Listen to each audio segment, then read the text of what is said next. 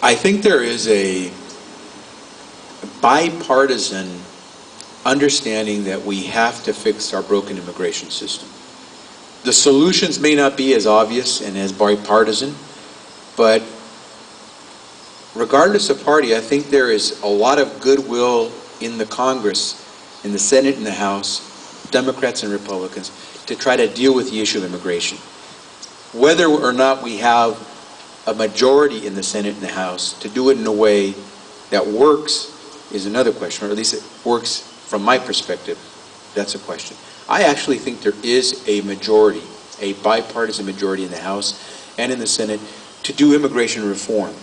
It may not be what I exactly would like to do, or you exactly would like to do, but just like this health care bill, what's important is to make progress, because a lot of lives are at stake on health care reform and on immigration reform. We also have to understand, living here in Los Angeles, that the rest of the world and the rest of the country isn't like LA. Just the way someone in Peoria shouldn't think that the rest of the country is like Peoria. What that means is that we have to respect each other as much as possible. I don't believe that most of the members of Congress or the senators or the people of America are anti-immigrant. I don't think most Americans are xenophobic. I do believe Americans are frustrated with an immigration system that hasn't worked.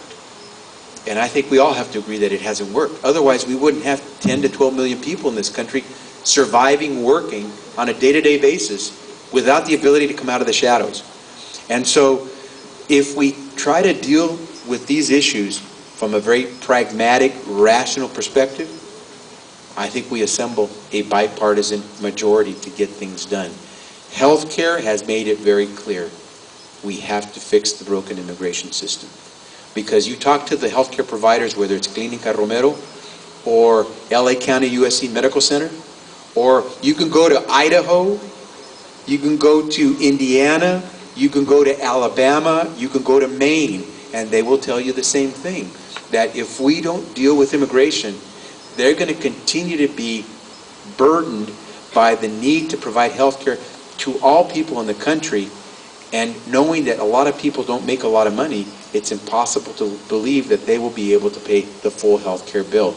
And so, for that reason, we need to reform our health care system, and we need to reform our immigration system. And if we just try to understand the perspectives that are out there in this country, I think we'll assemble a good bipartisan majority that helps us not only achieve health care reform, but will get us to immigration reform soon as well.